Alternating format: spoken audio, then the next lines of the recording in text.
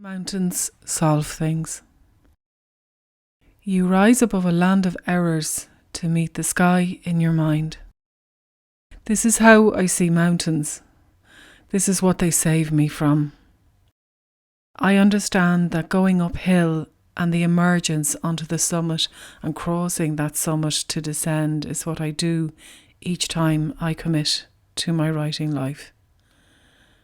As a lifelong believer in words and the work of them, I'm often discouraged. So I use mountains. Mountains physically inform me of a perspective I sometimes can't achieve. My soul is gentle for the world, but mountains solve that for me. They give me the joy of sky curves and places apart, panoramas, vistas, and chances for hope. I never come back from the mountain the same. My place apart is the White Mountain, a spine between the counties Carlow and Wexford. It has been my vantage point, and it brings me to the root of these thoughts on writing, these meditations of what writing means to me, which I hope will mean something to you. The words vantage and advantage are closely aligned. They offer the same reason. They come from the same source.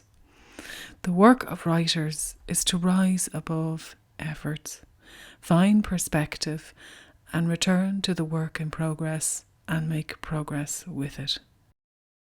This is why I see editing as being as creative an act as writing itself. It is the vantage point of the writing act. Editing is viewing. If it's engaged in without rancour, without the inner critic shouting each word down. At the summit, you rise above all, but for a few sounds. Editing is this: listening to the words and finding the ones you most mean. Then, when you've seen, selecting those words to form the most profound, most actual meaning of your story, the ones most aligned to your theme. Your theme is the meaning of your story. Once you're close to it, then you can see what the story's meant to be on a page and within you. Seeing is believing. Mountains know this. They see everything. In my training as a poetry and bibliotherapist, I often ask myself the question, what is the ridge in my thinking?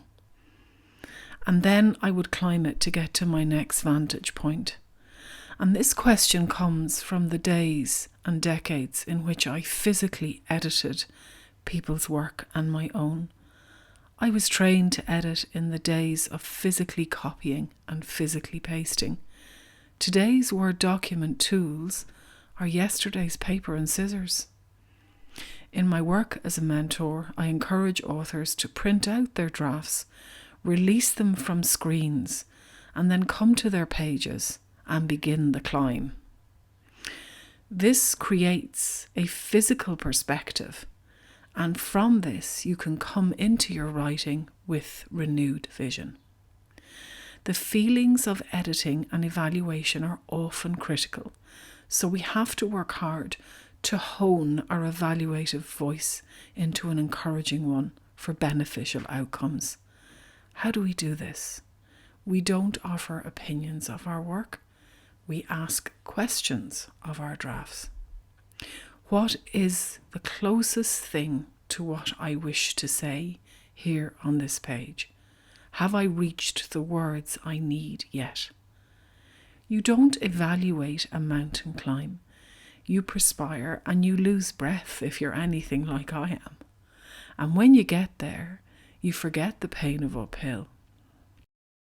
Take care to understand yourself as an author on the long and lonely trail.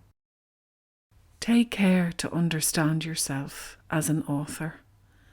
Take care to be the kind of editor that you deserve for your work. Improve your writing with awareness, and summits will arrive far quicker than if you lash yourself with opinions. Turn editing into an act of improvement. Support your stories.